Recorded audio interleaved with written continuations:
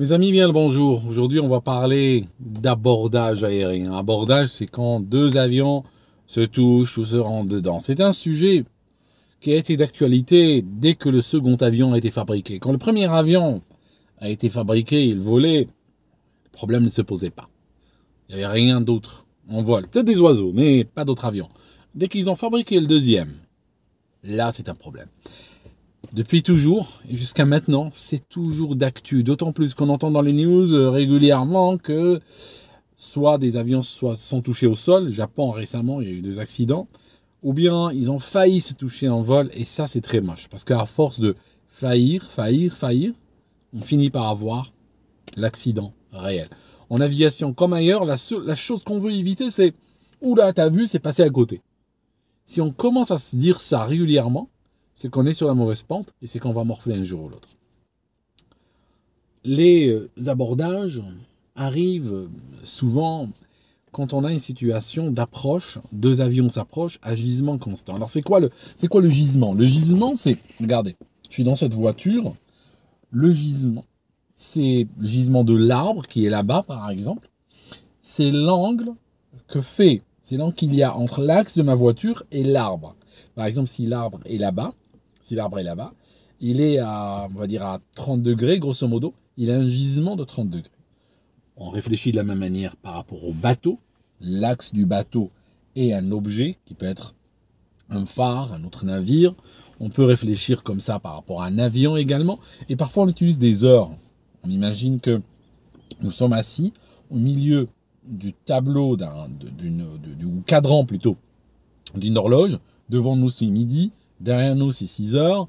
À gauche, c'est 9 heures. À droite, c'est 3 heures. Et ainsi de suite. Donc, on dit, par exemple, quelqu'un a édenté 3 heures. Ça signifie, il est là, il est en train d'arriver à droite. Par exemple. Donc, ça, c'est ce qu'on appelle le gisement. Et c'est utilisé aussi en navigation. La pire chose qui peut arriver, et comment les abordages arrivent, c'est quand on s'approche à gisement constant. Si vous regardez ça, des fois, dans un avion, je peux vous montrer une vidéo, vous avez l'impression que l'avion est suspendu. Vous avez l'impression que l'avion ne vole pas, il est suspendu, il est quelque part, et ce qu'il fait, ce qu'il est en train de venir, en train de grandir, et si vous le voyez à angle constant, à gisement constant, c'est que vous allez morfler, vous allez rentrer dedans. Il faut faire quelque chose, changer de direction, ralentir, accélérer, peu importe, il faut que l'angle change. Si vous commencez à freiner, l'angle va devenir plus petit, il va passer devant vous. Si vous accélérez, l'angle va s'ouvrir, et puis à ce moment-là, le gisement est en train de changer.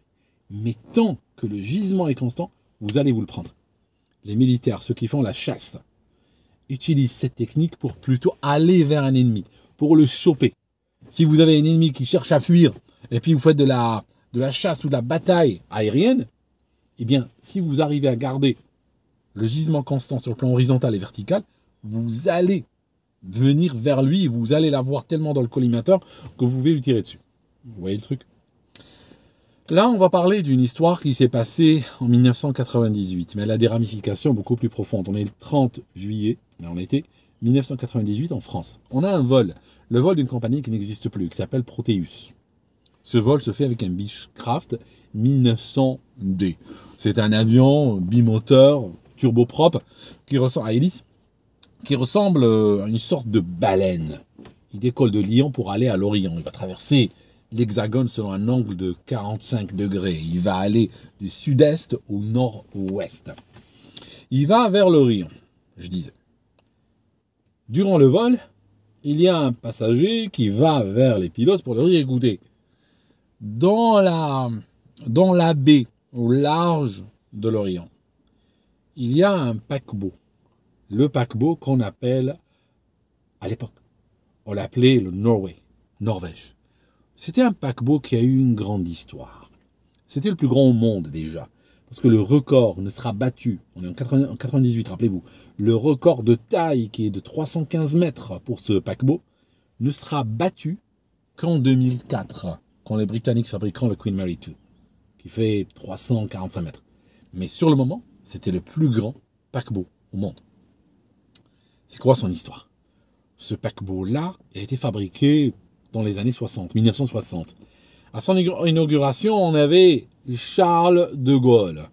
On avait Yvonne de Gaulle, c'est la femme de Charles de Gaulle. C'est elle qui a coupé le ruban. Et puis la bouteille de champagne est allée s'éclater sur le paquebot. Et en fait, il est devenu une sorte de Titanic français, sans le sort funeste du Titanic. Il a été à la France ce que le Titanic aurait été au Royaume-Uni s'il n'avait pas coulé lors de son premier voyage. Il a commencé à faire des allers-retours à travers l'Atlantique. On était, pour dire vrai, on était vers la fin du paquebot, même s'il en existe jusqu'à maintenant, la Cunard et P&O et MSC et d'autres font toujours des traversées vers les États-Unis et ailleurs, mais c'est plus vraiment le mode de transport principal au-dessus de l'Atlantique. En 1958, on a vu arriver le DC-8, on a vu arriver le Boeing 707. Donc là, on a des quadri-réacteurs qui commençaient à traverser l'Atlantique en quelques heures. Donc le paquebot était en train de vivre ses derniers jours. Ce paquebot va connaître un destin glorieux, un petit peu comme ses débuts. On verra dedans les plus grands acteurs de l'époque. On verra Delon, on verra Belmondo, on verra Louis de Funès, on verra aussi le chanteur Johnny Hallyday, on verra aussi des écrivains américains, on verra aussi la femme de Kennedy, Jackie Kennedy, on verra des présidents, des ex-présidents américains traverser dans ce navire-là. On a même eu à un moment donné la Joconde, la fameuse œuvre de Léonard de Vinci, qui a été transportée dans une cabine aménagée. On a trouvé peut-être que c'était plus sûr de la faire traverser par paquebot qu'en avion. Et je ne peux pas les blâmer tenant le canal Aldocéron Aviation. Je peux que comprendre leur réticence à mettre la Joconde dans un Boeing 707 ou dans un DC-8. Je disais que après ce destin glorieux, soudainement on arrive en 1974 et on décide d'arrêter. On décide d'arrêter le paquebot France. Ce paquebot n'était plus rentable. Giscard d'Estaing, durant la campagne électorale pour la présidence, avait dit qu'il allait le garder, qu'il allait le subventionner. Mais une fois qu'il arrive au pouvoir, il se dit, bon, on élimine tout ça. Il décide de l'éliminer et ça va créer une émotion extraordinaire en France. Il faut comprendre qu'une chose, ce paquebot était arrivé à une époque des grandes réalisations en France. C'était une époque où on voulait se surpasser. Et on a vu la naissance, progressivement, dans les têtes, puis après, en pratique. On a vu le Concorde, on a vu le TGV, on a vu Ariane, on a vu de grandes réalisations arriver en France. C'était une époque où on pensait, où on voulait repousser les limites du possible. Aujourd'hui, ceux qui ont moins de 20 ans ne peuvent pas comprendre. Parce qu'aujourd'hui, tu es en France, tu as plutôt l'État qui te donne un coup de pouce vélo. Il te donne un chèque vélo comme ça, tiens, te donne 25 €, va t'acheter un vélo. Donc, c'est vrai que ce n'est pas la même mentalité qui régnait à l'époque. Et quand tu regardes le paquebot France, il s'appelait France pour une raison. Si tu prends le gouvernail, les hélices, les arbres des hélices, tu prends les ailerons, tu prends ce que tu veux dedans. La majorité des produits, des composants de ce bateau venaient de France. Quelque chose venait de la Ciotat, l'autre de Marseille, l'autre de Paris. Les hélices ont été testées à Paris, faites à Marseille, testées à Paris. Pour te dire que il y a tout le génie français qui était dans ce navire. Peut-être que les climatiseurs venaient des États-Unis, c'est de Westinghouse, mais la plupart des composants venaient encore d'une France qui avait à l'époque des industries. La France qui ne ramenait pas les choses depuis la Chine, pour tout vous dire. Donc, le jour où on a décidé, où l'État central a décidé de démanteler le France, c'était un grand choc à travers l'Hexagone. C'était un choc psychologique extrêmement fort. C'était comme si on tournait la page, comme si une nouvelle période venait. Une période triste, sombre, où après on commençait à vendre les bijoux de famille, on commençait à démanteler. À partir de là, le temps était plutôt au démantèlement, c'est plus à la fabrication, à la réalisation. Il y a eu une mutinerie énorme, 3 semaines, plus que 3 semaines, en réalité on dit 3 semaines, mais ça a duré beaucoup plus que 3 semaines, parce qu'il y a un noyau dur qui restait dans ce navire pendant des semaines, ils ne voulaient pas le lâcher. Et finalement, il a eu un triste destin, il est resté à pourrir sur un quai. Et puis en 77, il a été vendu à à un armateur saoudien et d'origine syrienne qu'il a acheté. Il a été renommé Norvège.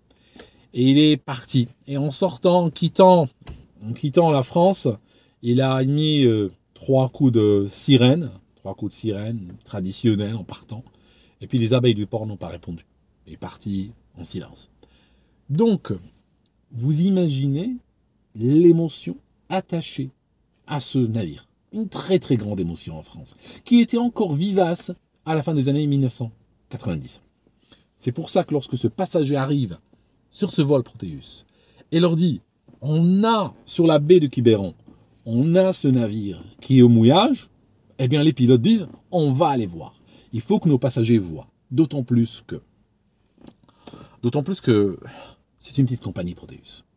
Ils veulent faire du commercial.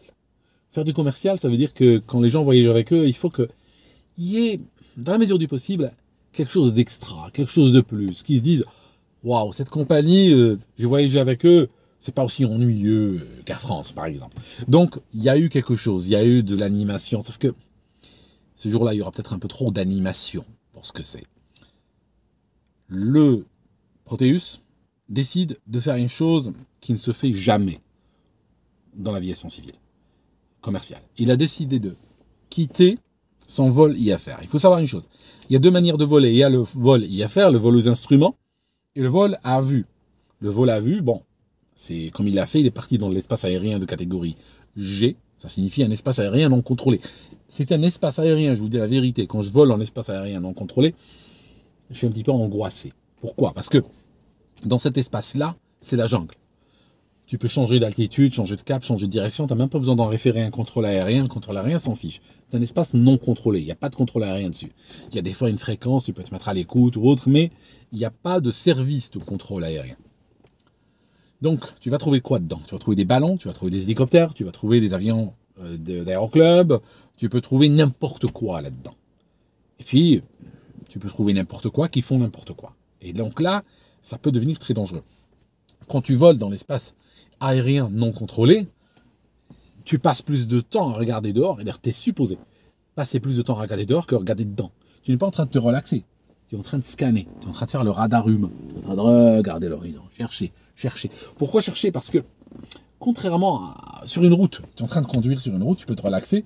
S'il y a de la forêt autour de toi, tu es sûr qu'il n'y a pas un véhicule qui va surgir de la forêt tout d'un coup. Ça ne va pas arriver, ça. Mais dans un espace aérien non contrôlé, il n'y a pas de concept de couloir ou de route ou autre. Un avion peut venir de n'importe où. Il peut même tomber dessus. Tu peux passer, là, il y a un avion d'aéroclub qui fait un décrochage. Il peut descendre verticalement et venir te rentrer dedans. Il peut venir de n'importe où. Donc, tu es toujours obligé d'être en train de scanner. C'est fatigant. Quand je vole ici au Royaume-Uni dans un espace G, et puis soudainement, on doit, par exemple, traverser une zone terminale d'un aéroport contrôlé. Et à ce moment-là, on est sous contrôle radar et on reçoit des instructions précises, maintenez telle altitude, telle direction, tout ça. Je peux te dire, c'est relaxant. Parce que là, tu sais que tu es sous contrôle radar, tu sais que maintenant, la séparation, c'est du ressort du contrôleur. Tu es dans un espace aérien hyper contrôlé, et là, tu peux te relaxer un moment. Tu peux un petit peu te laisser aller. Bien sûr, tu vas toujours regarder, hein, forcément, mais tu sais qu'il y a du contrôle. Donc, ce que font nos pilotes, ils décident de sortir du vol aux instruments et sortir de l'espace aérien contrôlé et aller dans l'espace aérien non contrôlé. Donc, pour voir le paquebot France, ils descendent à 2000 pieds. Ils commencent à virer, prennent un virage, 360 degrés, ils décident de faire une boucle complète en virant à gauche. C'est le copilote qui est en train de piloter. Donc le copilote pilote, il est aux commandes, il vire à gauche, et puis le commandant, il est là dans son hublot, il est en train de regarder, tous les passagers sont en train de regarder. Le passager qui est indiqué, le navire, lui, se trouve dans l'encadrement de la porte, il est debout au niveau du cockpit, il a un appareil photo. Et puis il y a une super ambiance, il y a une ambiance relaxée, c'est des copains, on dirait, qui sont en train de s'amuser, regarder un navire. Alors, il y a un navire, il y a donc le paquebot. Autour de lui, il y a plein de voiliers qui ont décidé de venir voir, parce qu'ils venaient au mouillage pendant très peu de temps, donc tout le monde voulait voir. Et il y a aussi un autre avion qui était venu voir. Il y a un Cessna 177 Cardinal. Un avion monomoteur à aile haute. Aux commandes, on a On a une personne dans l'avion, on a un pilote, il a 70 ans, c'est un retraité de Air Inter. 15 000 heures de vol, et lui est en descente. Sa trajectoire va l'emmener à survoler le France au même moment que le Proteus 706. Notre avion Proteus 706, il est incliné à gauche. Rappelez-vous, il est incliné à gauche. Il est en train de faire un 360 degrés. 360 degrés avec un avion, c'est la chose la plus proche, si je réfléchis en termes d'hélicoptère, c'est la chose la plus proche du vol stationnaire. Ça veut dire que l'appareil reste pratiquement au même endroit. Il a une vitesse indiquée. Dans ce cas-là, il a une vitesse indiquée de 200 nœuds. On est en train de parler de 300, 360, 370 km/h. Mais en même temps, sur le plan géographique, il ne bouge pas. Il est en train de faire un cercle serré au-dessus du bateau. L'avion vient de la droite. Le Cessna vient de la droite. Mais les pilotes ne peuvent pas le voir parce que l'avion est incliné à gauche. Ça veut dire qu'ils ne le voient pas, eux. Ils voient bien à leur gauche, sur leur gauche. Enfin, ils ne voient rien sur leur gauche. En réalité, sur leur gauche, ils voient la mer, ils voient le navire. Sur leur droite, ils voient le ciel. Vous voyez, il y a toujours des restrictions. Notre pilote de Cessna, lui, ne voit pas du tout cet avion, ne voit pas du tout le Proteus, il ne l'attend pas là où il est. Il est caché par le montant. C'est pour ça que, par exemple, quand vous êtes en train de, par exemple, de tourner avec une voiture, instinctivement, vous faites ça. Vous allez de l'avant et vous allez de l'arrière. Hein, vous êtes en train de tourner, un virage serré, vous faites ça, un peu à l'avant, un peu à l'arrière. Pourquoi? C'est pour voir s'il n'y a pas quelque chose de caché par le montant de la voiture. Vous êtes en train de rentrer dans un rond-point, si ça se trouve, il y a un cycliste qui est en train de pédaler lentement, et vous êtes en train de s'approcher de lui à gisement constant, vous ne le voyez pas parce qu'il est dans le gisement du montant. Alors que si vous avancez un peu en avant et un peu en arrière, vous pouvez potentiellement le voir s'il existe. Notre Proteus, notre Beechcraft 1900D est caché tout le temps dans le montant il fait presque du surplace et il reste presque tout le temps dans le montant du Cessna 172. Les deux avions sont à 2000 pieds. Le Cessna 177, j'ai dit 172, mais ils se ressemblent tous. Le Cessna 177 il a un transpondeur qui est éteint. Il n'était pas obligé de l'avoir allumé dans ce type d'espace, en ces temps-là. Donc le contrôleur ne le voit pas. Et le contrôleur, de toute façon, n'est pas là pour contrôler cet espace. Donc on est réellement dans un endroit où il faut voir et être vu plus qu'autre chose. À ce moment-là, que se passe-t-il? Le Cessna va venir à l'impact du Beechcraft. Le Beechcraft venait de finir son virage. Il commençait à planir sa trajectoire, à ramener les ailes à l'horizontale. Le commandant de bord appelle la tour de contrôle en disant « On veut maintenant aller direct sur l'aéroport de Lorient, qui était à 5-6 minutes de là. » Et c'est à ce moment-là qu'il y a eu un impact. Alors, ça s'est passé comme ça. Si vous regardez, je vais peut-être prendre une nouvelle page. Juste un autre carnet, commence à atteindre la limite celui-là. Alors, vous avez la baleine, hein, vous avez le Beechcraft 1900D, comme ceci, hein, un petit peu trapu. Et puis on a notre Cessna qui est en train de venir sur sa droite, qui est en train de venir par là. Le Cessna est en train d'arriver comme ceci. Et il va le bouffer comment? Il va attaquer comme ceci. Le premier impact est là. C'est un impact de l'hélice contre l'aile, contre l'extrémité de l'aile. Le premier impact est là, le deuxième est là, le deuxième est là, le deuxième est là. Pourquoi comme ceci? Pourquoi comme ceci? Parce qu'en fait, pendant l'impact, pendant la séquence d'impact, celui-là est en train d'aller dans cette direction. Rappelez-vous, il a 200 nœuds de vitesse. Ça signifie entre ce moment et ce moment, notre Beechcraft 1900D a avancé. Donc, ce qui se passe, même si les avions ont l'air, sur le plan statique, d'être perpendiculaires, en réalité, l'impact n'est pas perpendiculaire, mais il part comme ça. Et il va taper, ici, au niveau de l'hublot numéro 7. Il va couper littéralement l'avion en deux parties. La preuve, les boîtes noires qui sont à l'arrière, ici, les boîtes noires qui sont à l'arrière, cessent d'enregistrer 2 secondes après l'impact. Ça veut dire que l'avion a été coupé en deux à ce moment-là. Et il va tomber dans la dans la baie, bien entendu, il va tomber ou pas très loin du paquebot France ou du paquebot Norway. Alors, il y avait, dans le Cessna 177, il y avait un pilote, 70 ans, 15 000 heures de vol, ex-commandant Air Inter, lui il est mort. Dans le Beechcraft 1902, il y avait 14 occupants, les 2 pilotes et 12 passagers. Tout le monde sera mort, bien entendu. Donc, cet impact ou cet abordage va faire 15 morts ce jour-là. C'était le 30 juillet 1998. Plus tard, le navire, vers 2000, ne me citez pas, je crois que c'était vers 2009, quelques années plus tard, le Norway a été transféré en Inde, où il a été dépecé, il a été détruit tout simplement, parce que il a fini sa carrière, il commençait à devenir vieux, il avait des problèmes, il y a une chaudière qui a explosé, qui a tué du monde, il commençait vraiment à devenir un peu cher à maintenir, et donc ils ont décidé, l'armateur qu'il possédait à l'époque a décidé de s'en débarrasser, donc ils l'ont emmené en Inde, il y a une longue plage, le navire fonce dessus, il arrive donc au sec, il arrive sur la plage, et à partir de là, il y a des milliers de personnes qui commencent à le découper en tranches, à l'attaquer, tout ça, et puis le transforme en ferraille à recycler. Donc voilà mes amis, c'était un drame de l'abordage, et un élément peut-être qui ressort aussi, c'est le côté imprévu. C'est-à-dire que si le Proteus avait voulu visiter le paquebot France, s'ils avaient voulu le visiter, on va dire peut-être, ils y avaient pensé la veille, et ils avaient projeté de faire ce vol de cette manière-là. Ils auraient probablement organisé leur vol de manière à minimiser le danger, possiblement, parce que ça aurait été quelque chose de prévu, il y aurait eu un briefing, il y aurait eu une discussion, il y aurait eu quelque chose. Or là, c'était un imprévu, c'est-à-dire qu'un passager arriverait, il leur dit, vous savez, dans la baie Quiberon, machin, il y a le navire Norway, France, tout ça, ah c'est cool, à l'approche, on va pas le voir directement durant l'approche, mais on va peut-être faire un petit crochet, on va aller le voir. Donc vous voyez un côté, sur l'instant, comme ça, il y a un côté improvisation. Donc c'est cette improvisation qui a été fatale en réalité. Donc le côté improvisation a fait que, voilà, ils ont fait ça un petit peu à l'arrache, on fait un 360 et on y va, puis bon, voilà quoi. Et ils n'étaient pas les seuls à survoler ce paquebot, ils n'étaient pas les seuls à avoir cette idée.